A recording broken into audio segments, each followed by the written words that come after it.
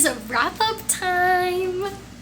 These are all the books I read on my physical TBR, and I also read like 5 books not on my physical TBR. So I am so excited to talk to you guys about it. I just finished my TBR, my July TBR. This is my June wrap-up. So I just kept my book cart here.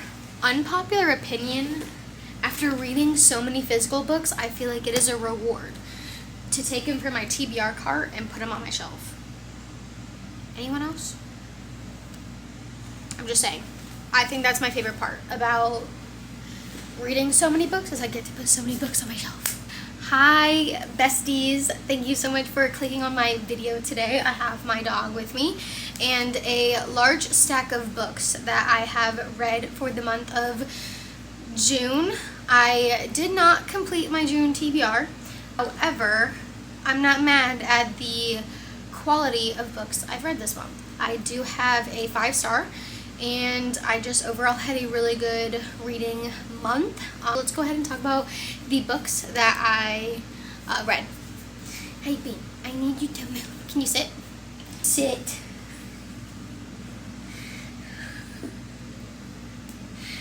Oh, you are so cute. Whoa!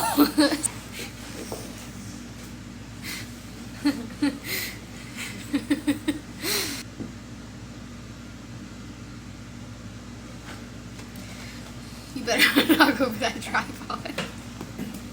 Bingo! Go away, I love you, but seriously.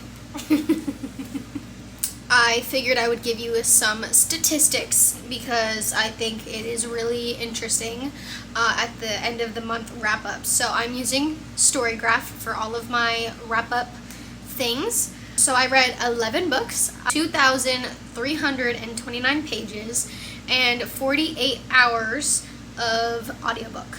I have a bunch of different moods. I'll go ahead and put them on the screen for you guys.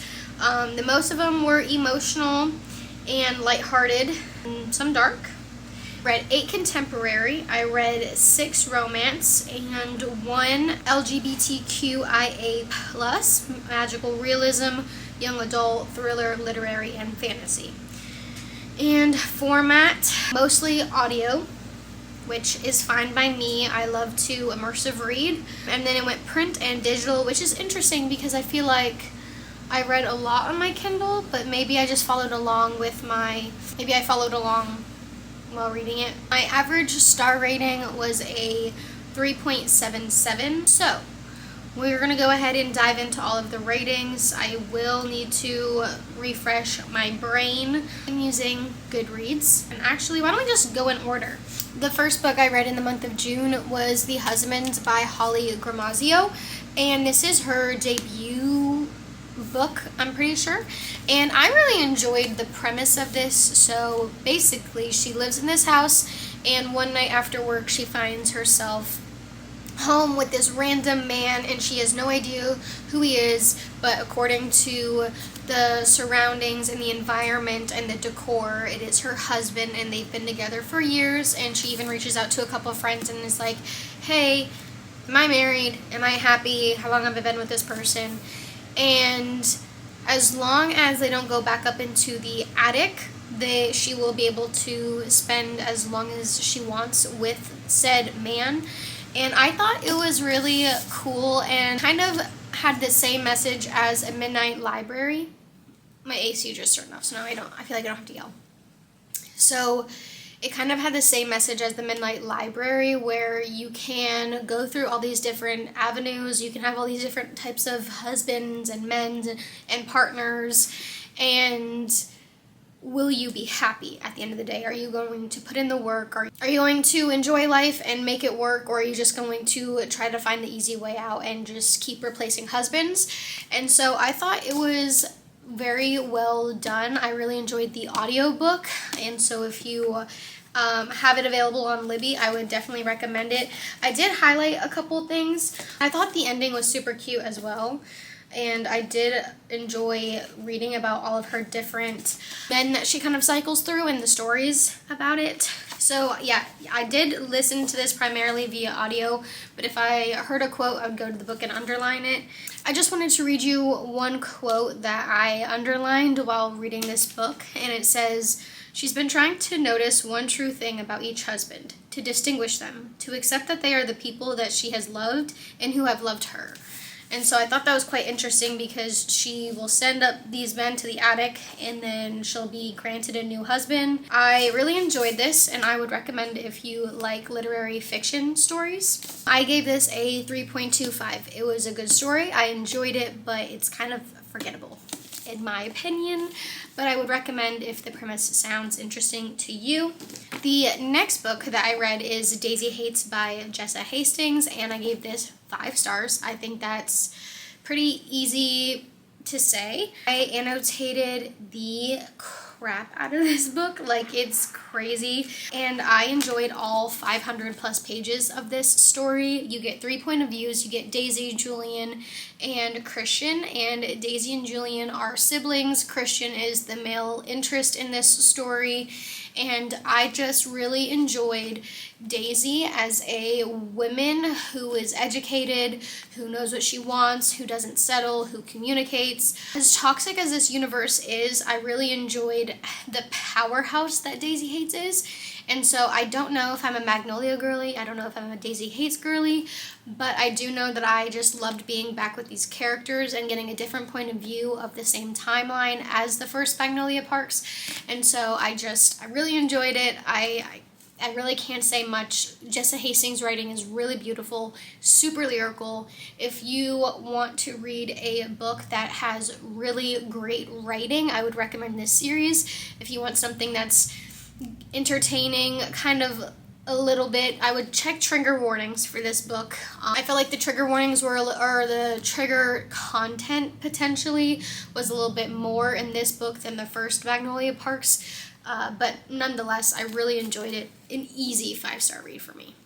The next book I read is Same Time Next Summer by Annabelle Monaghan. I mess it up every time. This was a short and sweet book. It was, I think, just under 300 pages. So if you want something that is quick, I would recommend. I do believe it's dual point of view, or no? This book is about Sam trying to get her life back on track. She kind of just hits a wall where she's not really satisfied, and she kind of isn't really content with work, her life, just herself in general, and so she goes home. Okay, so I did enjoy my time with this, but I have a couple qualms with it. The first one being, I think that there is a trope in here that I didn't necessarily agree with, and being for such a short book, I felt like it was dragged on way too long, and I couldn't really root for Sam and her happiness because I felt like a certain trope was dragged out, and then I felt like the ending was really rushed. After everything was said and done, I mean, it was quite obvious being in Sam's head and reading her monologue, and so you could see where she was mentally, but she really wasn't doing anything about it, and I'm sure that's her trying to get her life back on track. But I gave this 3 stars. It definitely was not my favorite read this month, and I think after reading Daisy Hates and then switching to this book, I was just, I don't know. I do appreciate Annabelle Monaghan's writing. It is short and sweet. It's descriptive. You are placed in the world, but at the same time, you're not given too much where you're not wasting pages on pages of just description and detail. And so for that, I appreciated this book. There were things that could have been done for me to root for Sam and her happiness if she had just taken action and had a conversation. So that is that. The next book I read, I listened to this via audiobook, and it is History Is All You Left Me by Adam Silvera, and this was a LGBTQIA plus read for me. And although I don't try to avoid these, it's not my preferred contemporary romance. However, I really enjoyed this YA book. I would consider getting the physical copy because I enjoyed some of the quotes regarding the love for someone. It is a challenging novel that is a perfect fit for readers who appreciate emotional and introspective stories about character growth, self-discovery, and the complexities of human experience, particularly those who have experienced loss, heartbreak, or mental health struggles and are looking for a relatable and cathartic reading experience. And I think that kind of sums it up perfectly. I really enjoyed being in the then and now timeline of when our main character and main point of view is in love and experiencing a first love, and then having them go to college, and then kind of having that love dwindle, and then learning about who they were in college without you in their life the same way was just really real. It felt like these were real people, and this was a real story, and it was very relatable, and so I really enjoyed this book better than I thought going into it. I mean, I didn't really have any negative connotation with it, but I think that this would be a book that I would love to sit down and reread and annotate. I would highly recommend, if you want an audiobook, definitely recommend History Is All You Left Me. The next audiobook I read is The Fury by Alex Michaelides, and I really enjoyed this. I read it in one sitting, which was quite surprising. I don't normally do that. The first thing off the bat, and I feel like a lot of people talk about this, is the narration and the perspective of the narrator. So the narrator will literally talk to you like, I'm getting ahead of myself. Maybe let's backtrack and let me re-explain. And I really enjoyed that. It was kind of a forgettable read for me though. So, a thriller. It says, The Fury by Alex Michaelides is a gripping and twisty thriller that will captivate readers who crave a dark, mysterious, intense tale of murder, mystery, and love. Perfect for fans of whodunits and a psychological suspense who enjoy being kept on the edge of their seats until the very end. And that is true. So, the male narrator who is speaking to you as their perspective, his name is Elliot Chase, and he is one of the friends of Lana, who is this like movie celebrity, and she invites a group of friends every year to go to her private island, and there is kind of a cat and mouse aspect where there obviously ends a murder, and I really didn't know who had done it, but I also like to go with the flow. I don't try to guess what happens. I like to kind of just go with the story, and I've read The Silent Patient by Alex Michaelides, and I really enjoyed it as well. And again, I didn't really try to guess too much, and I definitely would recommend this if you are on a vacation. I think this would be a really great read for you. I give this a 3.5 stars. So it was enjoyable. I enjoyed the narration part, but clearly I'm forgetting a lot of details, so there's that. The next book is The Fruit of the Dead, which was another audiobook, and this is by Rachel Lyon. And I went into this book completely blind because Sarah Crowley's book club is doing a summer reading challenge bingo board, and one of them is a Greek mythology retelling, and so I Googled retelling in Libby, and this was the first book that popped up. And so I went into this book completely blind. I didn't know what it was. My air just kicked on, so I'm sorry.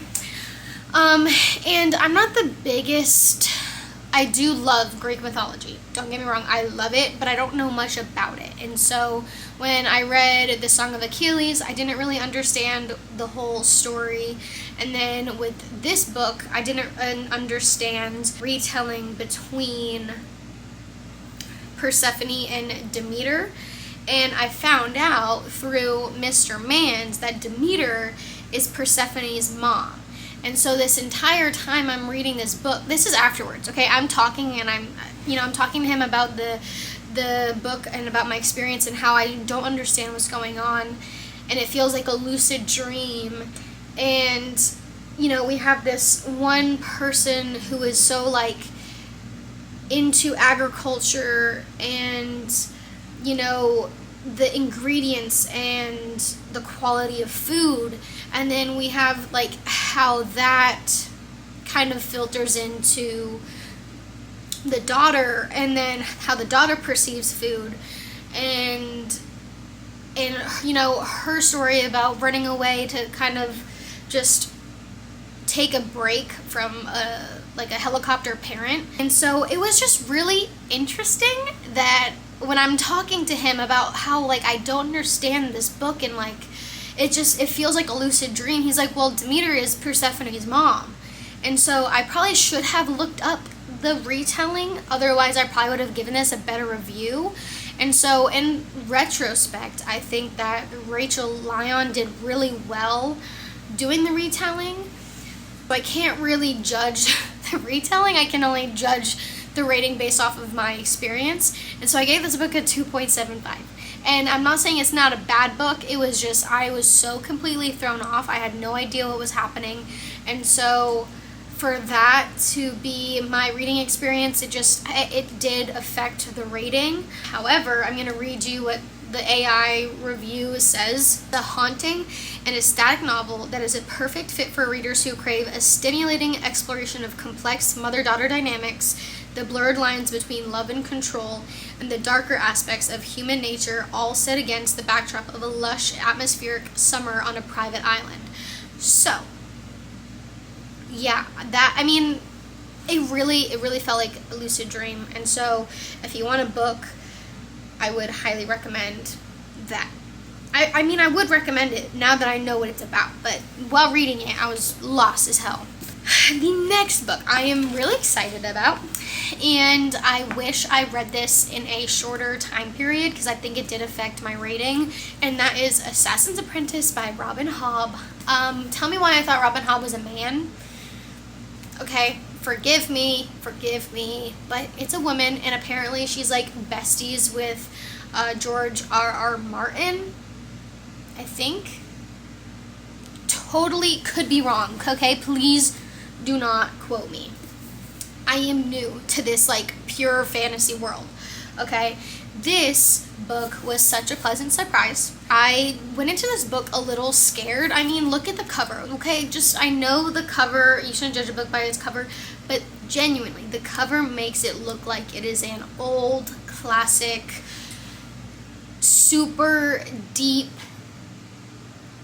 fantasy. And it kind of is, but it read so easy, and I enjoyed my entire time reading this book. Now, I think I was trying to focus on too many books at too many times, and this book kept getting put on the back burner. Also, this book has such long chapters, and I don't know if it's because I'm a slow reader, and I don't know if I was trying to really thoroughly comprehend what I was reading, but the chapters would be over 30, 40, an hour.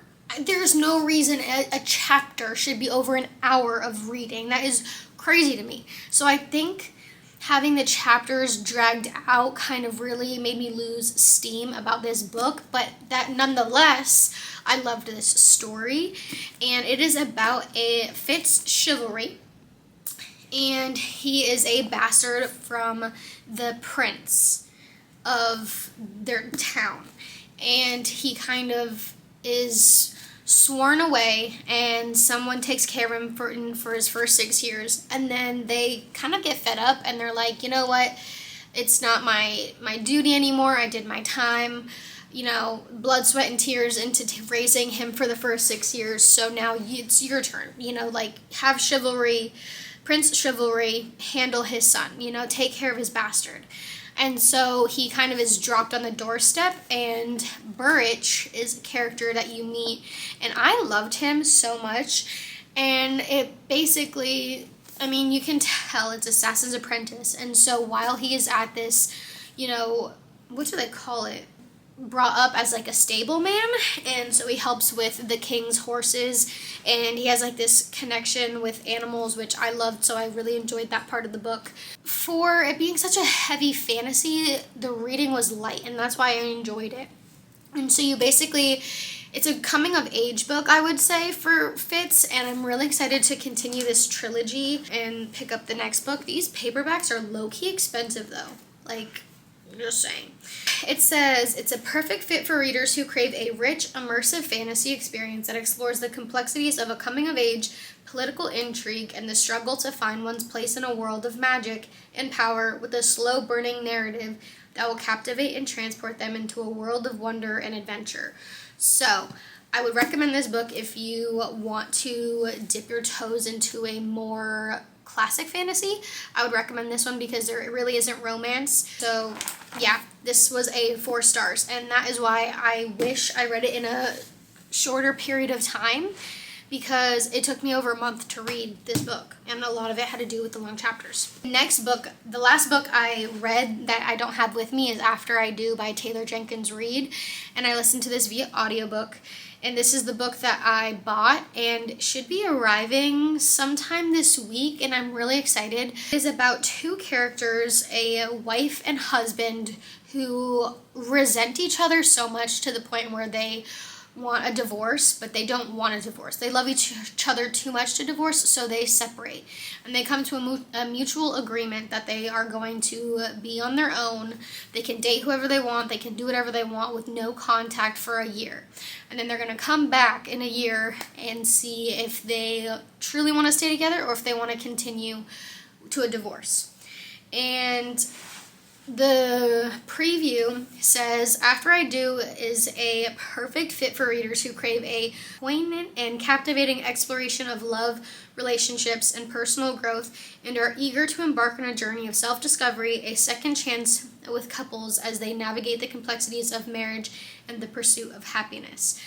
And so I really enjoyed this book. I know that it kind of has mixed reviews. I personally really enjoyed it, and I thought, you know, feeling like this one person is your entire world, and then you realize, like, hey, I'm okay. I get up every day, I go to work, I brush my teeth, I take care of myself, I take care of my dog. Like, the world is not ending just because my marriage is in ruin. And I thought it was really a beautiful, like, story to realize that you can love someone wholeheartedly and still be yourself and still have your own wants and your own needs. You just need to communicate. And I thought it was really beautiful. So I'm really excited to have that book trophy. And I'm going to go in and annotate some of the quotes because I love them so much. I don't think I told you, but After I Do, I gave it a 4.25.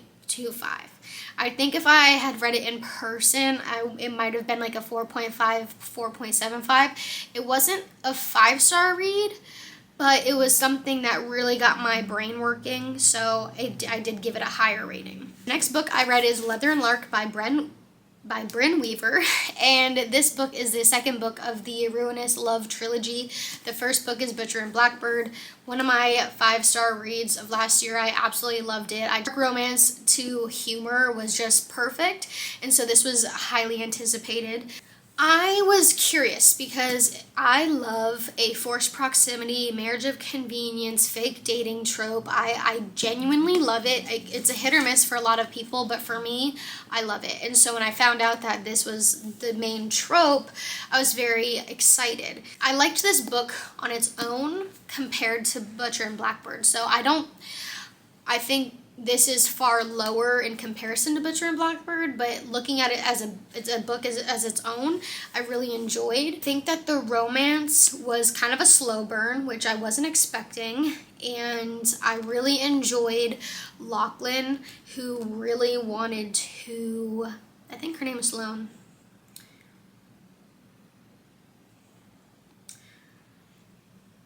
No, Lark. I'm fucking done. I like how Lachlan really wanted Lark to be fully on board with the marriage before he did anything, which I respected. I thought it wasn't as dark or as gory or as like triggering or anything like that as far as this dark romance goes, and so for that, I mean, it is what it is. I didn't really dock points for that, but I feel like Butcher and Blackbird is a little bit more graphic, a little bit more disturbing compared to this book. Now, I could care less that Lark is a singer. To me, that didn't really add anything to the story. It didn't really take anything away. Like, it just it is what it is. Definitely am excited to get the next book because we got a lot of breadcrumbs in this book for the next characters, so I am excited for that. And I thought it was really pretty. I have a couple underlined quotes in here, and I think The Marriage of Convenience really saved my rating for this one, and for that I gave it a 4-star. The next book I read is King of Pride by Anna Huang. This is the second book in the Kings of Sin series. Yes, Kings of Sin series. It says it on the cover. This book, I think, is Alexis Ray's favorite. Don't quote me, but I remember watching her review about King of Sloth, and she was really disappointed because I think the characters that we get like a glimpse of, that's their story. And then she said that I think this one was her favorite, or she preferred this couple much more. That's not the point. The point is, I really had an okay time reading this. It's kind of forgettable. I did give this a 4 stars though, because I wrote it down. It says, this felt like a book about characters who love books, and for that I can't really dock it. I didn't really care for the spice. I wasn't super connected, but I did enjoy the character arc for Isabella. I really enjoyed her character arc, and I thought the third act conflict was okay. It sounds like each book in this series, both characters are going to have some kind of thing to achieve in order to get like an inheritance. I'm not quite sure if that's how the next book's going to be, but I still enjoyed it. I really liked how Kai loved books and loved reading, and he like showed Isabella like his favorite like place at the Valhalla Club. And I liked how Isabella really wanted to pursue her passion, but she felt like no one really supported her. And so I loved how Kai supported her. So it's a 4 stars. And then my last read, I finished this last night, and this was Off to the Races by Elsie Silver. And I gave this a 3.5. And I am a little shocked that I'm rating King of Pride higher than Off to the Races. Why, I'm not quite sure. But I was slightly disappointed in this because I really thought it was a potential 5-star, and that's saying a lot now that I'm looking back at it.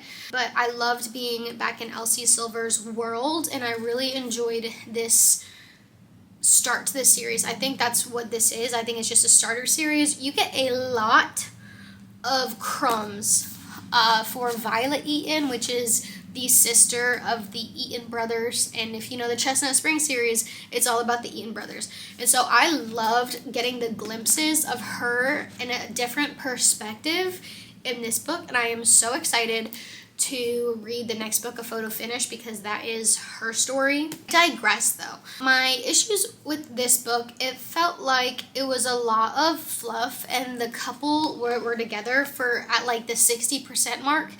And then it felt like everything kind of dragged, and then there was a third act conflict, and then the third act conflict was resolved really fast. And so that is why I'm giving it a 3.5. I think if the third act conflict might have had a longer resolution, I would have preferred it.